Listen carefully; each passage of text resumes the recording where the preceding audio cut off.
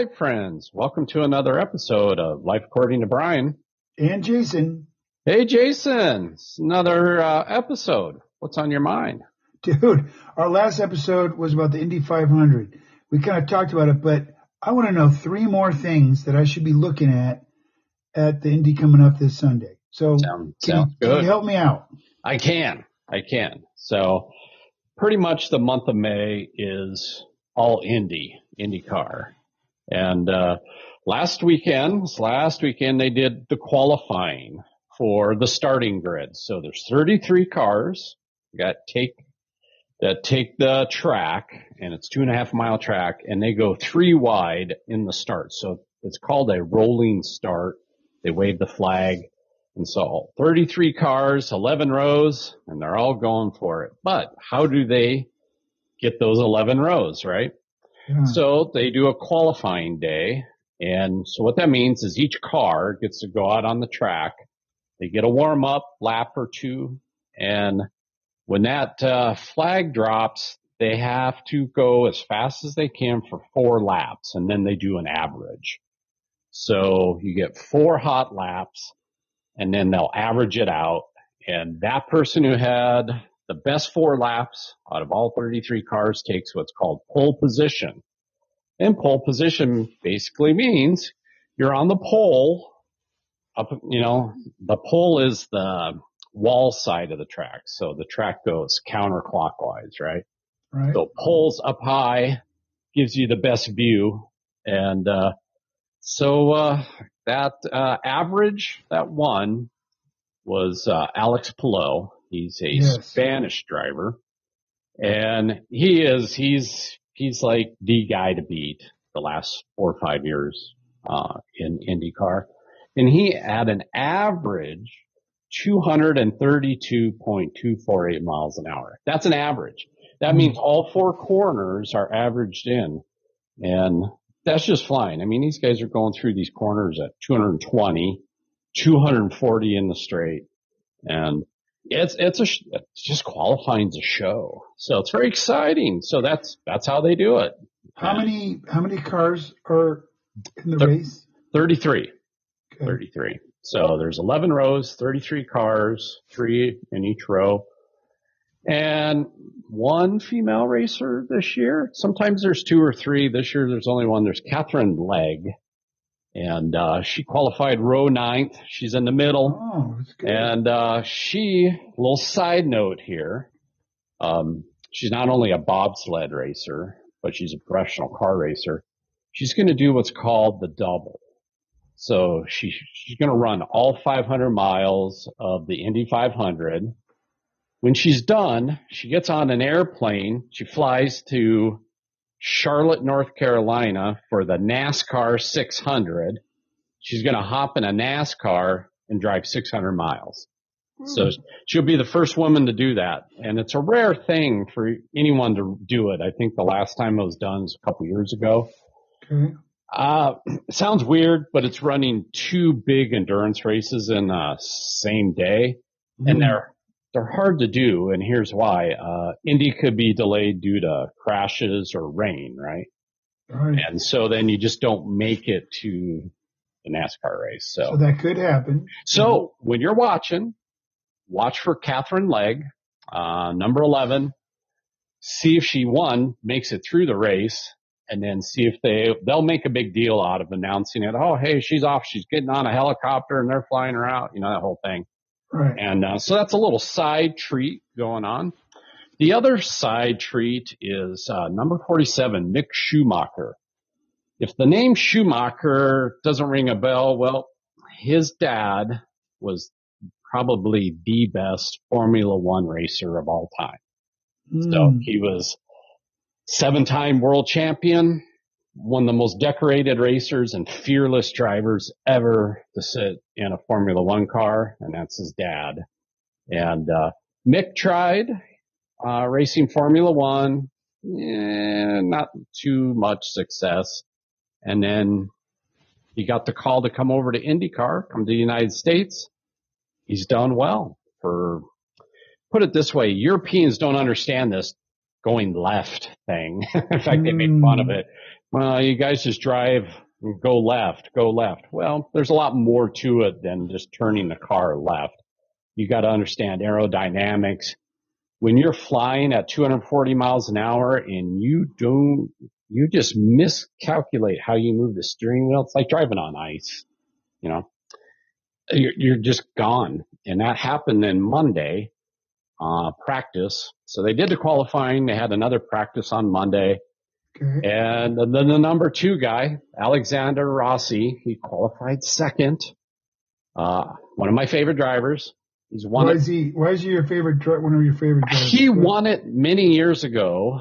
No one expected him to win it. And, he got the call up. They threw him in a car and he just went out and what happened at the end of the race is you got to save your tires. And this is kind of my third step here.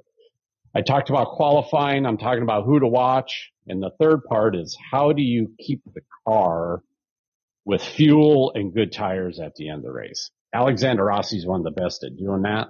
And he did that years ago. And here he is back at the top, wrecked his car in practice, hit the wall at, 220 miles an hour.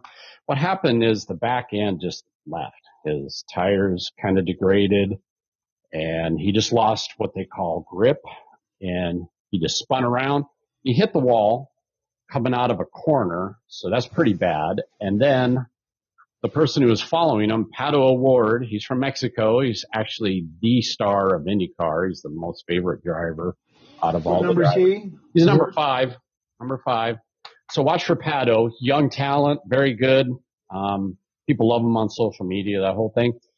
Well, Pato hits Alexander because what happened is he saw his car spinning, so he made a correction. Like, I'm going to turn left, right, because the crash is to my right. He spun the car. The car goes backwards into Rossi's. So not only did he hit the wall, but then he got hit and sandwiched by Pato's car.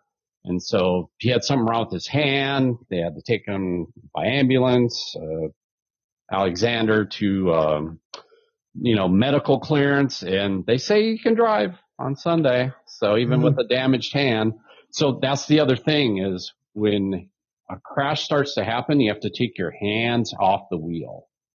You actually just have to get your hands off. If you don't, you will break your fingers or wrists or damage your arm because, you're just going crazy speeds.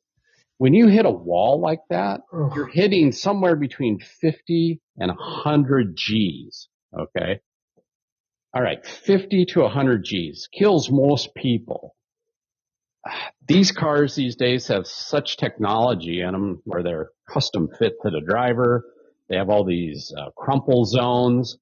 Yeah, from when your Toyota RAV4 just like completely destroyed itself around that deer, right? Or that elk, I should say. Yes. Yeah. Same thing in these cars. They just literally crumple so it doesn't kill the driver. So there's huge technology in it. And the technology that they build these cars winds up going into the cars we drive, right? That's why we have racing.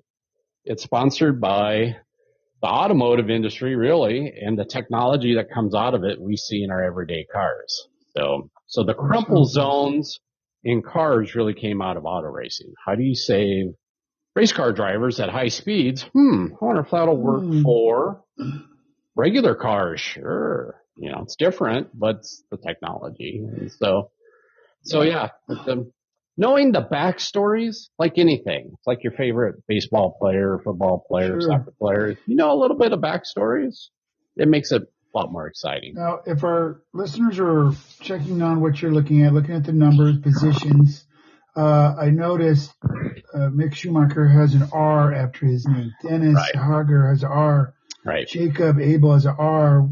Right. What's up with the R? The R means rookie. So that means I thought that, but I was like, this means it's their first Indy 500. Okay. And you just can't show up as a driver and say, hey, I'm ready to run the Indy 500. It's not how it works. You have to have, they have license, basically, like a driver's license, right? So you have to have a certain level of license, just like a pilot would or something. That means you've run other levels of racing. Well, Mick ran Formula One. That's the top license. And he's the top rookie, by the way. He's the top rookie. Mm-hmm. Okay. Yep. And so, however, you show up to Indy, you have to pass a test. And that test is, okay, you're going to go around the track. Let's see you at 200. And can you control the car? Now let's see you at 210. Now let's see you at 220. So if they don't feel you can handle a car above 220, they won't pass you. And so they have some kind of test. They put all the rookies through, and some fail. It's like, yeah, you might be able to drive, Porsches or other forms of racing, but if you don't pass the Indy 500 test, then you don't get to drive. So all the rookies passed. So there you go. So now you know. Okay. Yeah. Good question. Great question. For me, I am going with who I'm rooting for is a driver named Ed Carpenter, number 33. Here's the backstory on Ed. He's a local Indiana boy, grew up to be a racer. That's all he wanted to do. Indy 500's in his backyard, all that kind of stuff. And he's good, but he's not a talent like some of the other drivers. Some of those drivers are just like generational talent. They're just amazingly good. This guy's just worked hard, and he's a team owner. He has 3 cars. If you notice, ECR is his team name. Well, Ed Carpenter Racing. And he is sponsoring Alexander Rossi, see? And then he drives, I don't think he drives the whole season anymore. But he does what's called one-offs, and a lot of drivers like Helio, who's right next to him in row 5, he's just doing a one-off. Helio's won Indianapolis 4 times, but he's in his 50s now, maybe late 40s, Helio. And they're like, hey, you want to race? He's like, sponsor or a team will say, hey, you want to run? He'll go, sure. And he just shows up for the Indy 500. So I'm going for Ed Carpenter, not the oldest guy in the field, but a local that would be fun. An Indiana boy to win the Indianapolis 500. Who doesn't love that story? All right. Sure. So. Okay. Now I have a question for you. Number 1, pole position is advantageous.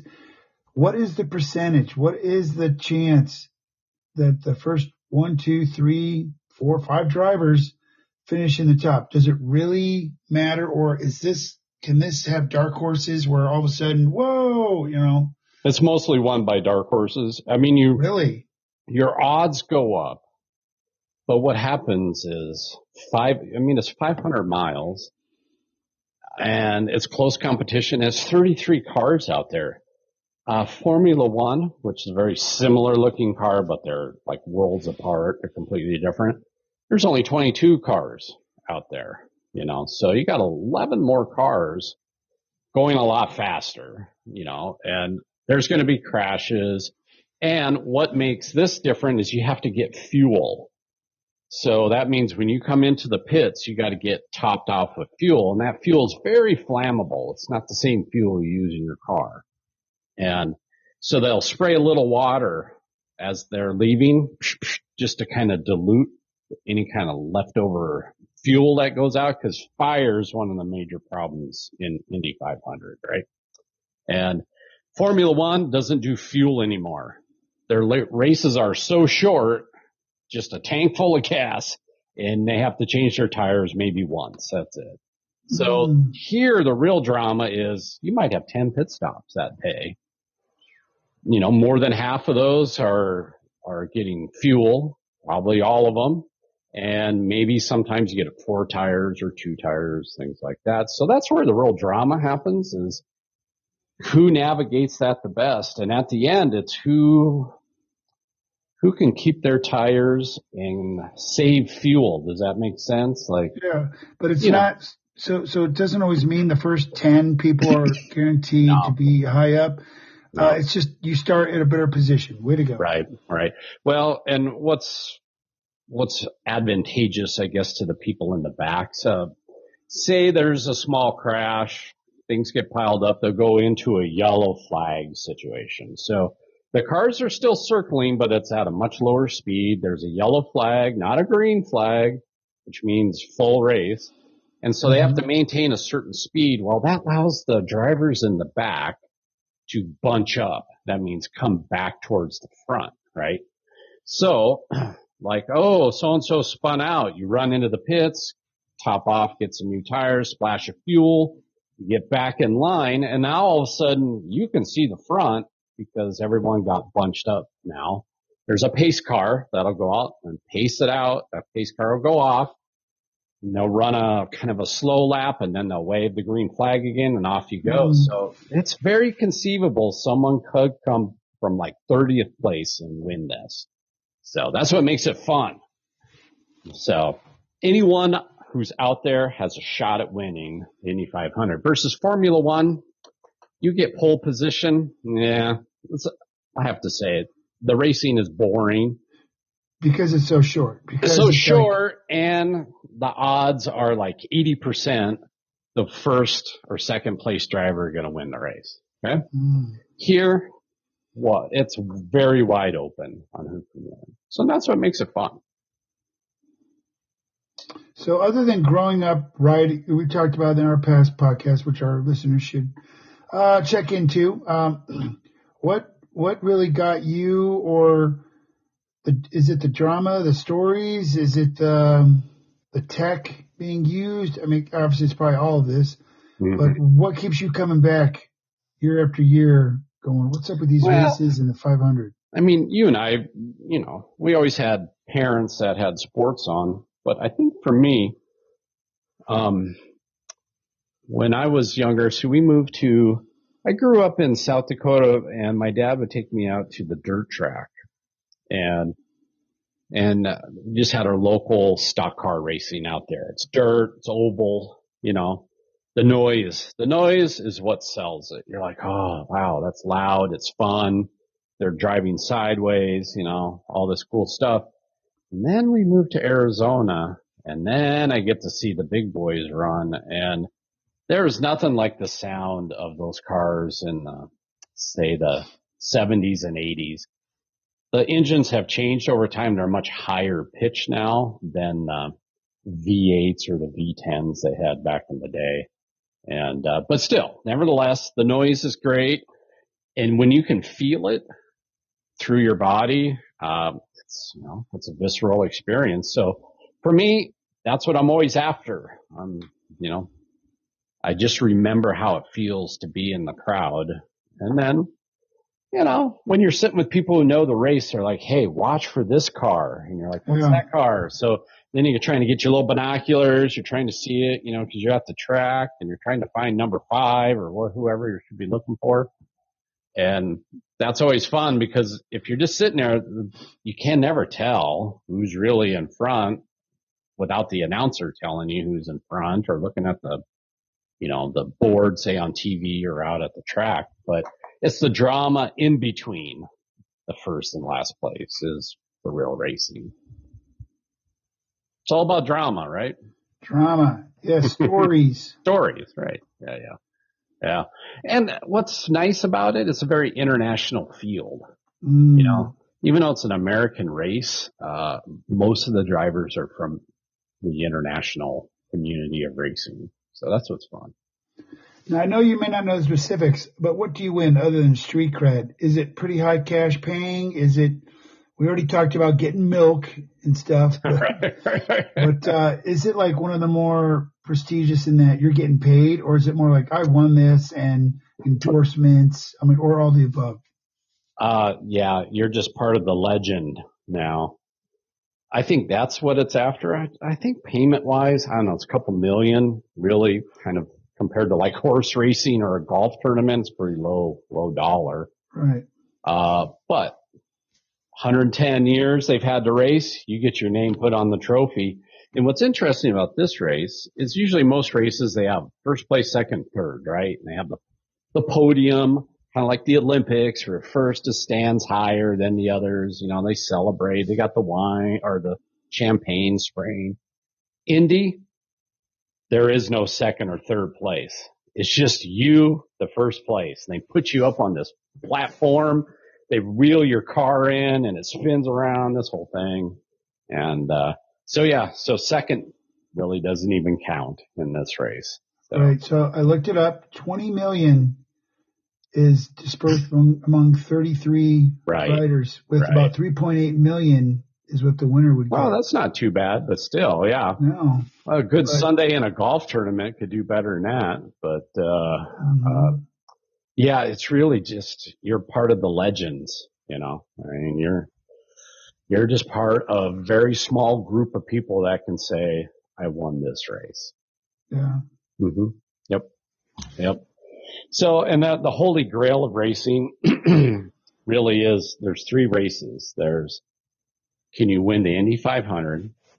Can you win the 24 hours of Le Mans in France, 24-hour race?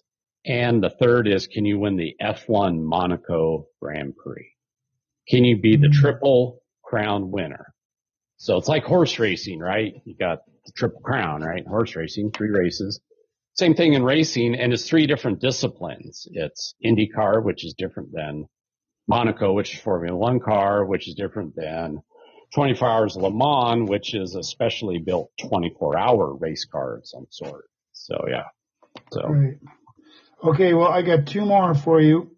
First is, you're going to tell us again so our listeners can remember, maybe they haven't seen, but they have to listen to our previous podcast about this. But what, in a thumb sketch kind of thing, is your plan, what you're going out there, what you're going to do, like typically what a person would do to watch this? And then I have a side quest at the end. So give us a minute or two for my side quest at the end, Brian. So you're going out there this weekend. What's your game plan? Oh, well, we'll see if we can pull this off. Our game plan is to actually camp about 7 miles away at a campground, and we're going to ride our bikes in. There's a really nice bike trail. It's about 7 miles long. And then we got to find our place to park. The problem is 300,000 people come to this race, so traffic's a nightmare. So we're going to bike in, so that's the first thing. Second, you can bring backpacks in with stuff. So it might be raining that day, so we got to bring rain gear. We have our biking gear. So I'm going to take a little cooler. It'll allow you to bring in food. I'm not used to that, Oh. So we're going to bring in some food, and they actually allow you to bring in beer. So I'm like, okay. What? I'm going to go with the non-alcoholic version. So we're kind of have to prepare for sun or rain. Bring in binoculars. Hearing protection is big. So the sound of the race is about 120 plus decibels. So if you've been to a rock concert, it's the same thing, and it's like 3 to 4 hours long. It's pretty high decibels. So Tanis is bringing her sound canceling headphones, and then I will bring a pair. And what we might do is through the IndyCar app, which I put on my phone, you can listen to the race. So kind of the goal is to listen to the announcer while we have hearing protection with our headphones so that you can keep track of the race. And and then somehow we have to figure out how to ride our bike all the way back afterwards. So and then you're going to camp with everyone else and talk it up. And talk it up and hang out with race fans. That's a very European thing. I love that. I'm like, when I've been to Germany and I got to see the Nürburgring, I'm like, what's this giant field? And I went and talked to this person at the stand, and they're like, oh, this is where all the spectators camp overnight. I'm like, oh. So, yeah, that's very European. Like, you show up, you're kind of tailgating, right, the day before. Yeah. And so, we're going to get 2 nights of that, of hanging around race fans. So I'll give you the lowdown when I get back. Is it cool? Is it not? So, and then, I got my fave that I picked. I may swing by the merch. Who knows? I I got to get some local intel. Like, okay, what's the food of choice at Indy? I have no idea. Ooh, I want to know that. Ooh, right. Okay. Yeah, what's being sold for food? I know they're bringing in their own food, but what's the... Right. What's the thing to go get? Like when you go to, Chicago Cub, it's always, a dog, right? So what are they selling there? I don't know. Is it St. Louis, you said? So, where is it? Indy. Indianapolis. Okay, yeah. Right. So I don't know. So I'm not doing a lot of research on purpose because I just kind of want to soak it up while I'm there. Love it.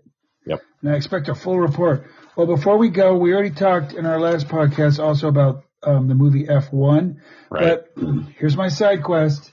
You had kids, I had kids. The show Cars. As a person who loves this, what did Cars, those shows, do for the racing community and for getting kids hooked on learning more?